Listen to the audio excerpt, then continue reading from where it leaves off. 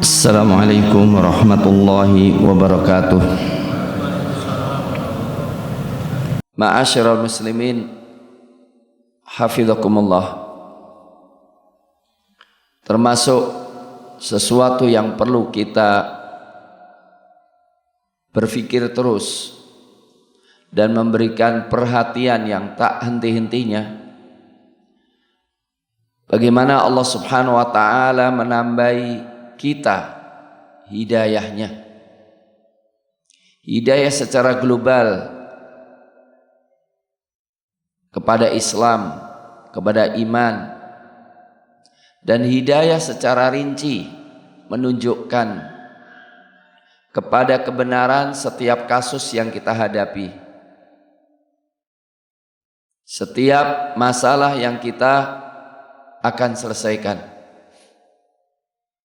Sebagaimana yang dikatakan oleh Nabi Musa alaihissalam, walamma tawajjaha tilqa'a madyana qala asa rabbi ayyahdiyani sawa as-sabil. Tatkala Nabi Musa alaihissalam menuju kepada Madyan, beliau berdoa, semoga Allah Subhanahu wa ta'ala menunjuki saya ke jalan yang lurus. Sebagaimana Nabi Ibrahim alaihissalam ketika menghadapi Namrud dan menghadapi kaumnya, kemudian beliau diusir, beliau mengatakan, inni muhajirun ila rabbi, aku berhijrah kepada Rabbku. Demikian juga ketika Allah Subhanahu wa ta'ala menunjukkan perlindungannya kepada pemuda-pemuda Ashabul Kahfi, Allah Subhanahu wa ta'ala tekankan kemuliaan hidayah yang Allah berikan kepada mereka. Innahum fityatun amanu bi rabbihim wazidnahum huda. Mereka adalah para pemuda yang beriman kepada Rabbnya dan kami menambahi mereka petunjuk. Petunjuk baik hidayatul irsyad, petunjuk yang memberitahu kepada kita, mengilhami kepada kita setiap kebenaran daripada apa yang diperselisihkan oleh umat manusia.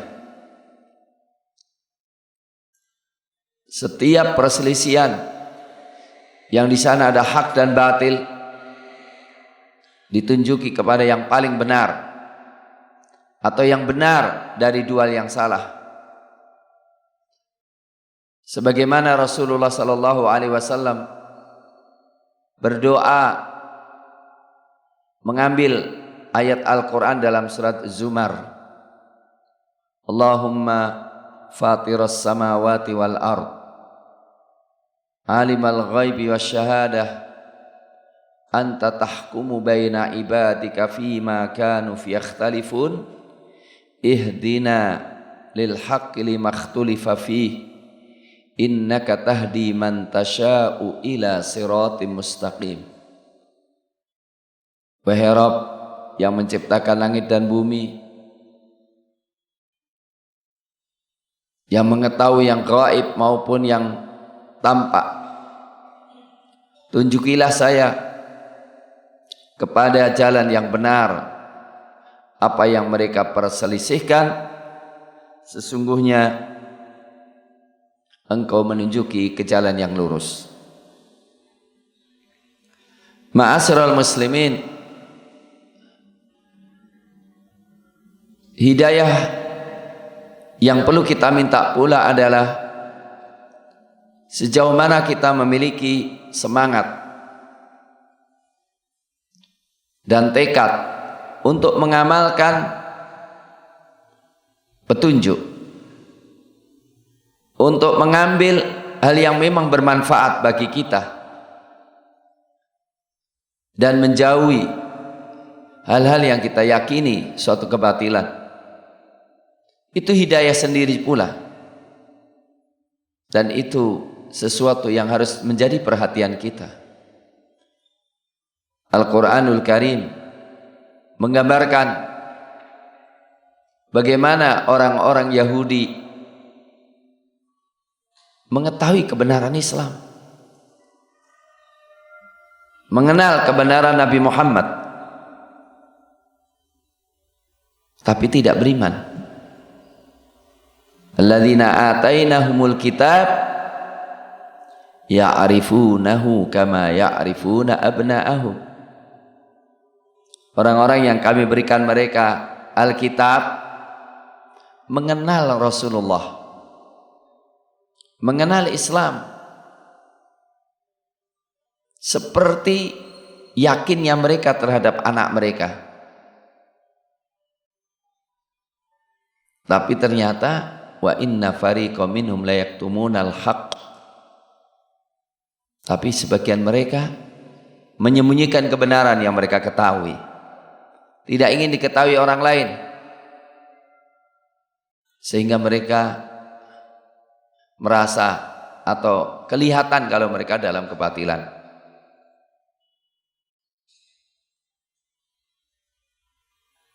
Bagaimana kalau kita lihat Abu Talib itu yakin benar terhadap kebenaran Rasulullah, membelanya, tapi Rasulullah SAW minta supaya beliau di akhir hayatnya untuk mengucapkan syahadatain yang akan menjadi senjata Rasulullah untuk membela beliau, tapi ternyata tidak berhasil untuk mengucapkan syahadatain. Dari sini kita kalau ngaji, sebagaimana tadi dipaparkan, bukan hanya sekedar mendengarkan pengajian, tapi bagaimana petunjuk itu bisa kita ambil dan kita amalkan. Orang-orang munafikin pada zaman Rasulullah juga ngaji, datang ke majelis Nabi, tetapi tidak serius, dengan hati yang kosong, sehingga selesai pengajian ngomong apa tadi yang dikatakan Muhammad tadi, wa minhum may yastami'u ilaik. Sebagian mereka ada yang mau mendengarkan apa yang kau katakan. Wa minhum may yastami'u hatta idza kharaju min indika qalu lil ladzina utul ilma madza qala anifa. Tapi ketika keluar ngomong, tadi yang diomongin Muhammad apa ya? Naam, kita perlu memahami apa yang kita lakukan setelah kita mengaji. Di antaranya bagaimana kebenaran itu kita ambil, bagaimana kebenaran itu kita terima. Ma'asyiral muslimin hafizakumullah, kali ini kita ingin bicara tentang pentingnya hidayah, sehingga doa kita ketika dalam sholat kita ihdinas siratal mustaqim, kita resapi benar. Dan karena hidayah itu perlu rincian, maka juga Allah Subhanahu wa taala mengajari kita ihdinas siratal mustaqim. Apa itu siratal mustaqim itu? Ternyata Allah merinci siratal ladzina an'amta alaihim, jalannya orang-orang yang kau berikan nikmat. Dan ternyata Allah juga merinci lagi Siapa yang Allah berikan nikmat kepada mereka? Nikmat apa itu? Ternyata kenikmatan itu kenikmatan mendapatkan ilmu dan amal. Mendapatkan ilmu dan amal. Mengaji dan memilih yang paling baik. Dan mereka adalah para nabi, para siddiqin yang benar omongannya, benar amalnya, membenarkan kebenaran dengan mengimaninya dan dengan mengamalkannya. Mereka para syuhada yang mengutamakan akidah, mengutamakan kebenaran daripada nyawa mereka. Mereka adalah orang-orang solihin yang membuktikan iman mereka dengan perbuatan amal soleh, tidak meremehkan kebaikan sekecil apapun, walaupun senyum kepada orang beriman, walaupun menyingkirkan duri dari jalanan, walaupun dengan kalimat yang baik yang memberikan pencerahan atau kebahagiaan saudaranya, walaupun hanya berbagi dengan masakan yang dia lihat masakannya mungkin bermanfaat untuk tetangganya. Ulaika ma'al ladzina an'ama Allahu 'alaihim minan nabiyyin was-siddiqin wasyuhada'i was-solihin.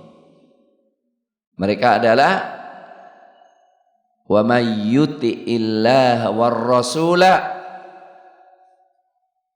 siapa yang taat kepada Allah dan Rasulnya,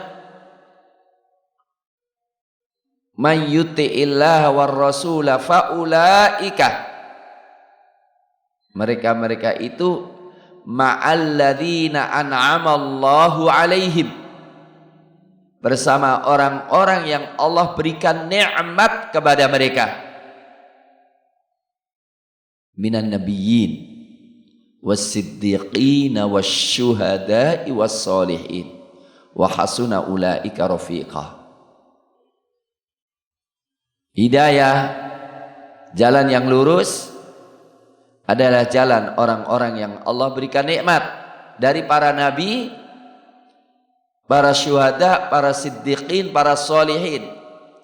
Maka di antara ilmu yang bermanfaat, amal soleh yang tinggi adalah mempelajari sirah para nabi, mempelajari sirah para syuhada, para siddiqin, dan orang-orang solihin.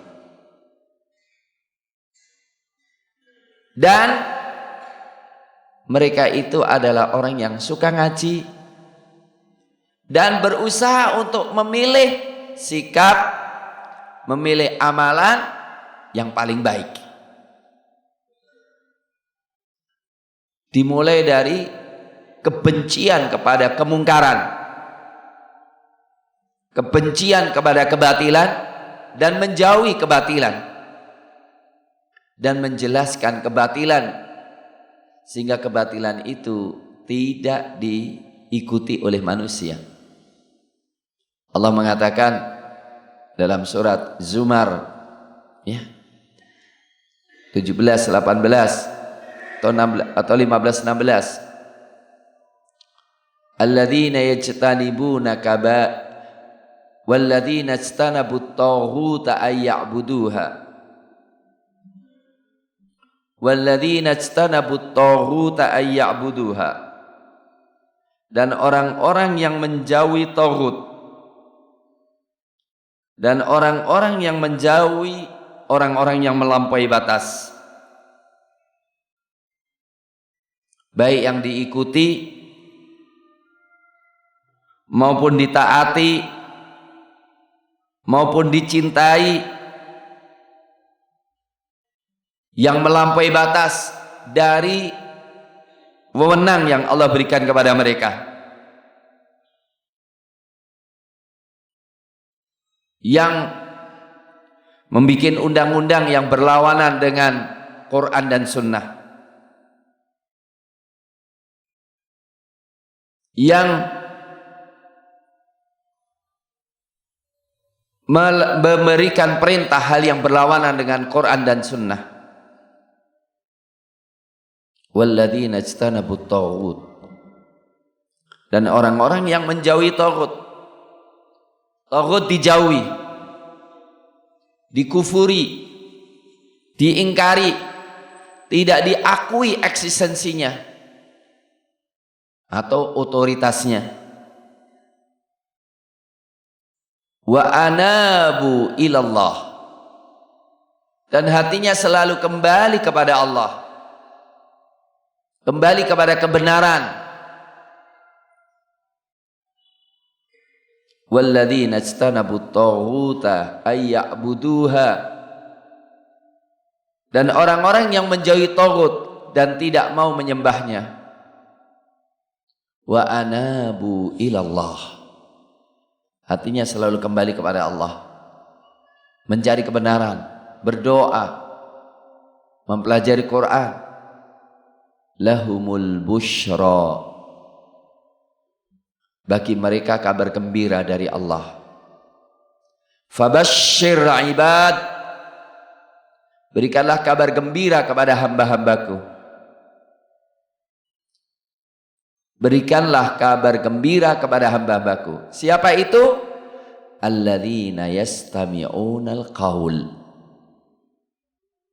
yaitu orang-orang yang mau ngaji, mau mendengarkan nasihat, mau mencari kebenaran. Fayattabi'una ahsanah, kemudian mencari yang terbaik, mengikuti yang terbaik. Ulaika, mereka-mereka itu, ulaika alladzina hadahumullah, mereka adalah orang-orang yang Allah berikan petunjuk kepada mereka. Wa ulaika hum ulul albab, dan mereka adalah ulul albab. Ma'asyiral muslimin, hafizakumullah. Ayat ini adalah umum, artinya petunjuk ini harus kita kejar, baik yang global maupun yang rinci. Contoh,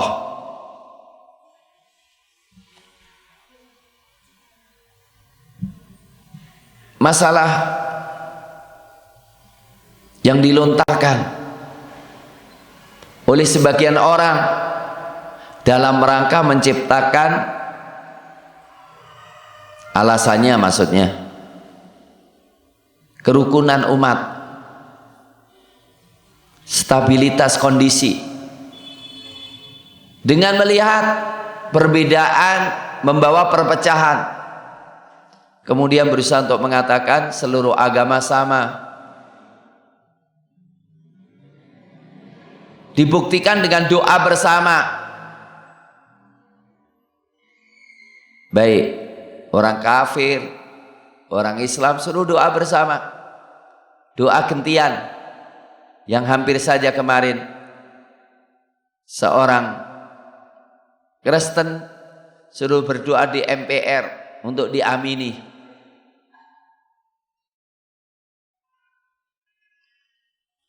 Ini pengaburan akidah, dan kita harus tegas mengatakan perbedaan tidak harus bikin berantem. Yang bikin berantem itu kezaliman, menyebarkan kesesatan, memaksakan kesesatan,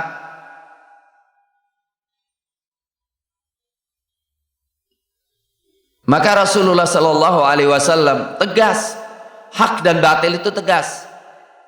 Dzalikumullahu rabbukumul haq. Dzalikumullahu rabbukumul haq. Itulah Rabb Anda yang hak.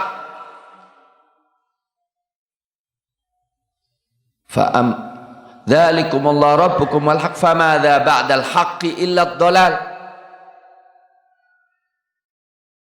Setelah kebenaran itu kesesatan.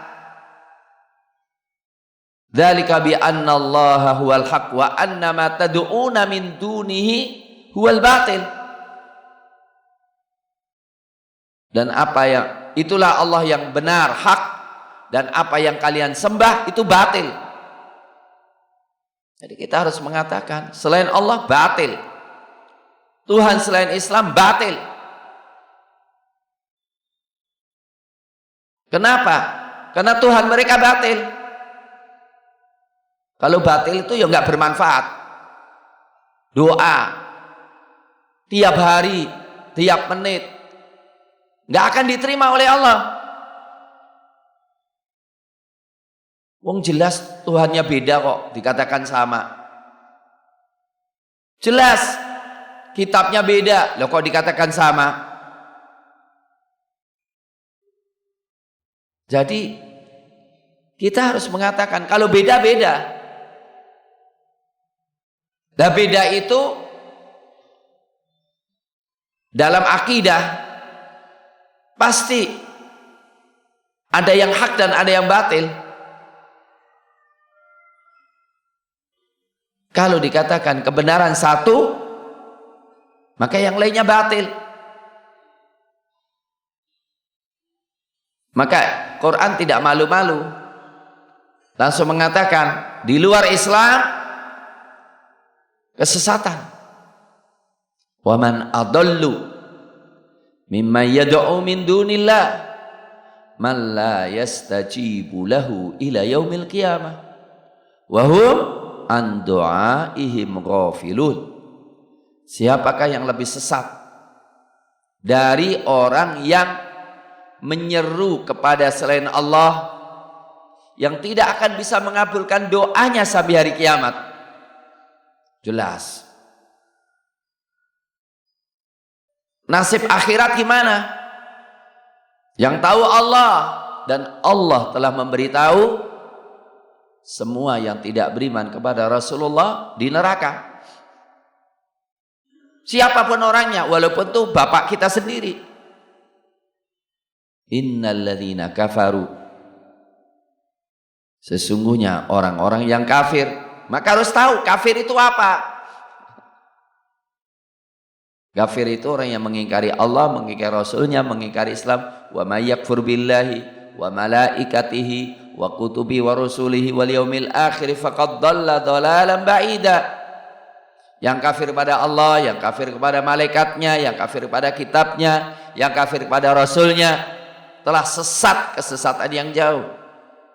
Dan Allah mengatakan innalladzina kafaru, sesungguhnya orang-orang kafir. Siapa saja orang kafir? Min ahlil kitab. Orang kafir itu banyak, di antaranya semua ahlul kitab. Mereka dikasih kitab, tapi tidak menjadikan mereka mendapatkan petunjuk, karena mereka tidak menghormati kitabnya, malah mereka merubah-rubah kitabnya, dan mereka tidak mengamalkan kitabnya, dan kitabnya ditaruh di belakang punggung mereka, dan mereka membuangnya. Baik Yahudi maupun Nasara, wal musyrikin, dan semua orang musyrik tanpa kecuali. Kata Allah apa? Fi nari jahannam, mereka di neraka jahannam, khalidina fiha, kekal di dalamnya. Ulaika hum syarrul bariyah, mereka adalah makhluk yang paling buruk. Di Quran ngomong itu kok. Lah kalau mau masuk surga gimana? Jalannya cuma satu. Innalladzina amanu, orang-orang yang beriman. Beriman dengan apa? beriman dengan semua yang Allah beritakan. Amanar rasulu bima unzila ilaihi min rabbi wal mu'minun kullun amana billahi wa malaikatihi wa kutubi wa rusulih la nufarriqu baina ahadin min rusulih wa qalu sami'na wa ata'na ghufranaka rabbana wa ilaikal masir. Innal ladzina amanu wa amilus solihat, sesungguhnya orang-orang yang beriman dan beramal soleh, lahum jannatun tajri min tahtihal anhar. Innal ladzina amanu wa amilus solihati ulaika hum khairul bariyah, sesungguhnya orang-orang beriman dan beramal soleh, mereka itu khairul bariyah, sebaik-baik makhluk. Sebaik makhluk itu yang beriman dan beramal soleh, bukan hanya beriman dan beramal soleh. Kesolehan yang dirasakan oleh dirinya, yang dirasakan oleh keluarganya, yang dirasakan oleh masyarakatnya. Jazaohum 'inda rabbihim, balasan mereka di sisi Rabb mereka, jannatu adnin tajri min tahtihal anhar, surga khalidina fiha abada radhiyallahu anhum wa radu'an, mereka diridhai oleh Allah, Allah pun ridha kepada mereka. Jelas, tegas, kebenaran jelas. Lah, itu baik, itu tiap hari ngasih kepada tetangganya. Ya, saya katakan petunjuk itu rinci, bukan hanya sekedar amalan, dasar imannya harus ada.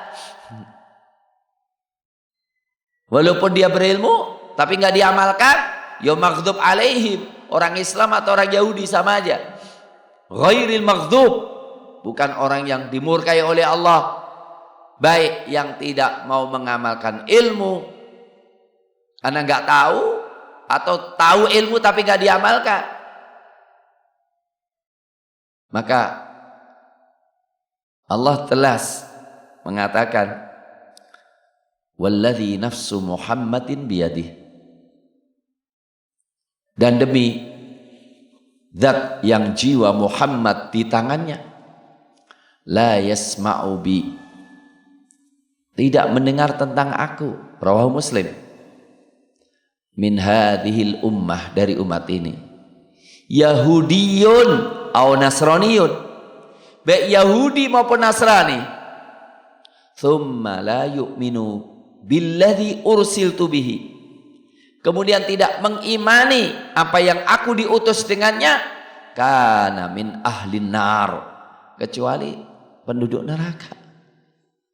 Jadi walaupun baik secara muamalah, tapi kalau kafir, mati kafir, ya udah neraka pasti.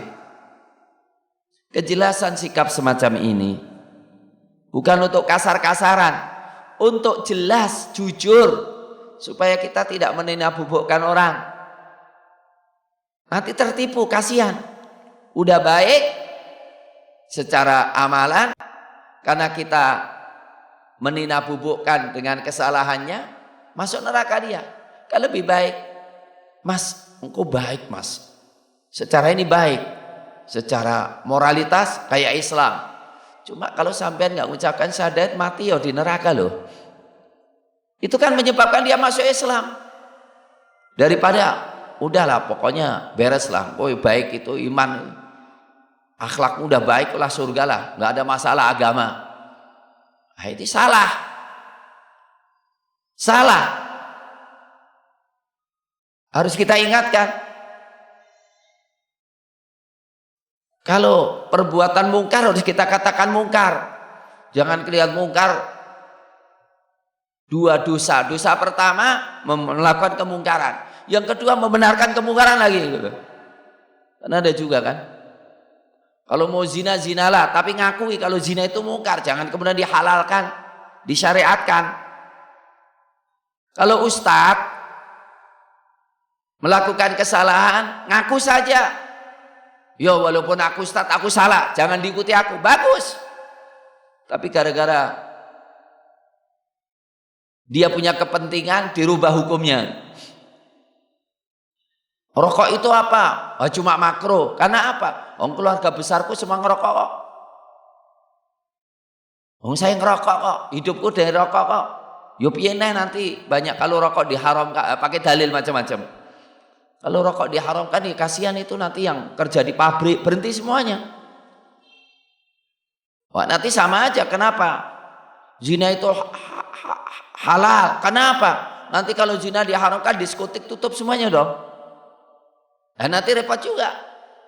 Narkoba itu dihalalkan aja. Kasihan nanti yang bandar-bandar narkoba nanti kehilangan kerjaan. Loh, kenapa? Menghalalkan yang Allah haramkan dengan hawa nafsunya. Ini nanti kalau kita nggak tegas dalam memilih kebenaran dan kebatilan, muncul korupsi itu. Ya, hanya perbedaan cara mencari rezeki ya. Mohon maaf, itu bukan omongan saya. Seorang koruptor karena latar belakangnya banyak pengikutnya, sehingga muncul yang benci kepada koruptor itu hanya orang-orang radikal.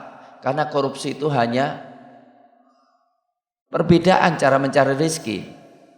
Nah, ini kan kurang ajar banget ini.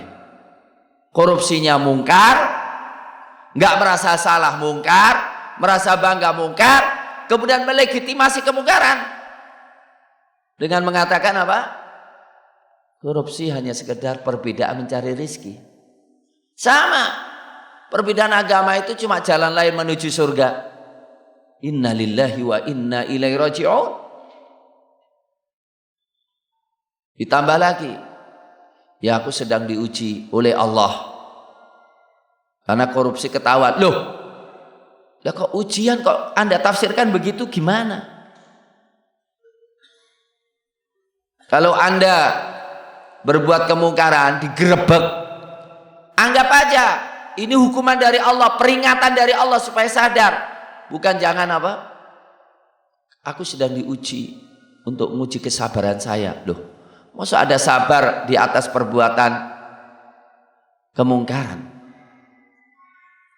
Ma'asyiral muslimin, hafizakumullah. Sekali lagi, mencari petunjuk itu terus menerus. Jangan berhenti dan terus ditanyakan. Yang masih samar-samar, semua yang samar-samar kehalalannya tinggalkan. Atau tanyakan kepada ulama, halal atau haram ini. Jangan nerjang-nerjang yang syubhat. Jatuhlah kita kepada hal yang diharamkan oleh Allah Subhanahu wa ta'ala. Akibatnya fatal. Banyak ustadz ikut-ikutan dalam bisnis karena tipuan, rayuan, untung yang besar, yang akhirnya ustadz-ustadz menjadi korban. Itu kasus Hanin, kasus First Travel. Yang repotnya yang jadi korban ustadz yang baik sebetulnya. Saya tahu ustadz-ustadz itu baik-baik. Akhirnya harus menjual rumahnya, menjual aset-asetnya. Masyarakat sampai tega banget ya. Ustadz bertahun-tahun gak punya rumah, beli rumah dengan nyicil, terakhir kali ditipu habis semuanya.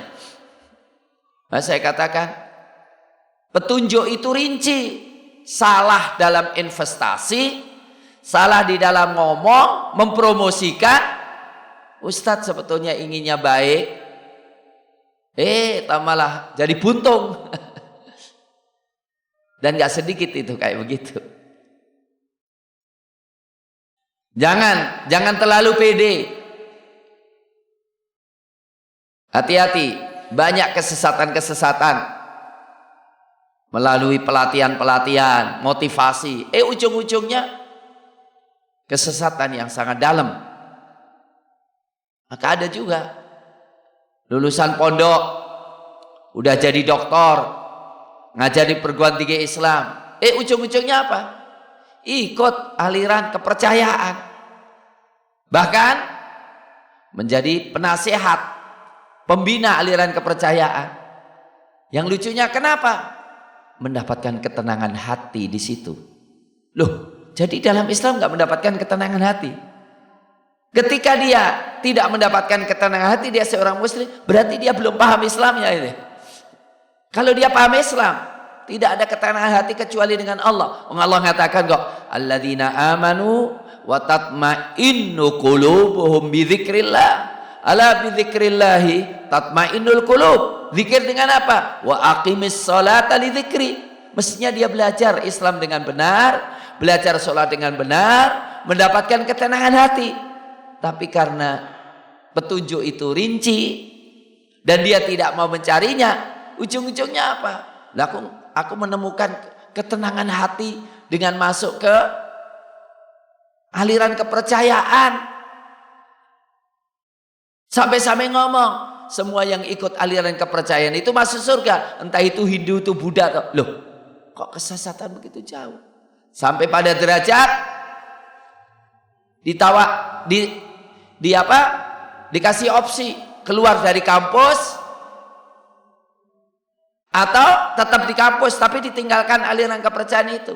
Ngomong lebih baik keluar dari kampus daripada keluar dari aliran kepercayaan. Saya ingin mengatakan namanya petunjuk itu rinci. Berusaha kita cari dan kita terima dengan baik. Kalau tidak, gawat kita.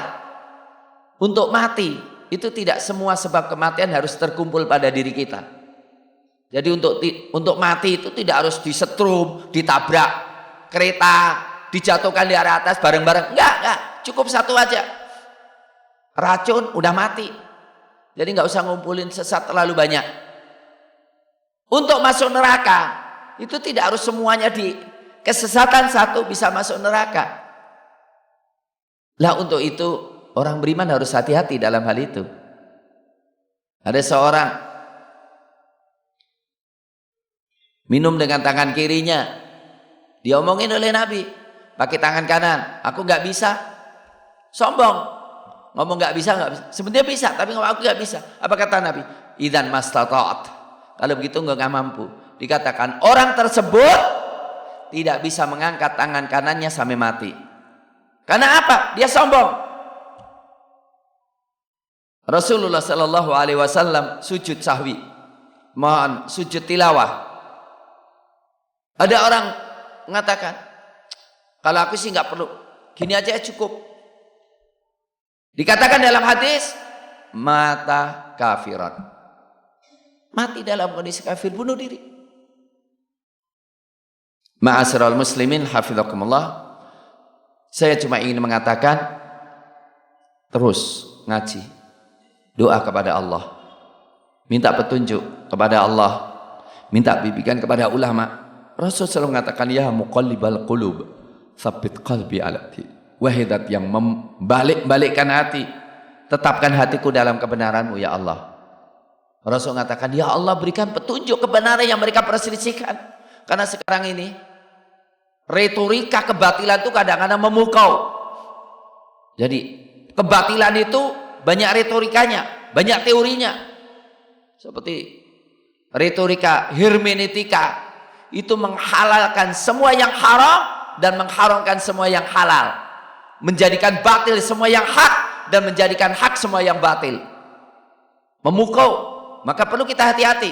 Bayangkan, mulai dari S1, S2, S3, yang ditanya bukan hak dan batil, pakai teori siapa? Maka walaupun itu doktor, walaupun profesor, ketika melakukan kemungkaran, ya namanya melakukan kemungkaran siapapun, tapi karena dia profesor, apa? Benar. Yang penting apa? Pakai teori. Kenapa engkau halalkan zina? Oh, saya pakai teori ya. Teorinya siapa? Ya teori iblis. Walaupun nggak ngomong teori iblis gitu ya, tapi ngomong teorinya apa? Hermeneutika. Hermeneutika gimana? Lo zina haram itu ketika kepentingan orang cukup dengan istri, sah. Lah kalau ketika kepentingannya itu istri banyak, nggak perlu repot-repot, maka zina jadi halal. Semuanya jadi. Ingat, kebatilan punya retorika hebat. Kalau orang tidak berhati-hati bisa sesat. Saya katakan ngaji itu serius. Ngaji itu serius, doa serius, bimbingan ulama serius, mengamalkan harus serius. Karena apa? Kesesatan bisa mengintai setiap saat. Saya kira demikian, ma'asyiral muslimin. Karena hari ini saya ternyata harus estafet dari satu kegiatan-kegiatan yang lain sampai malam hari. Terima kasih. Assalamualaikum warahmatullahi wabarakatuh.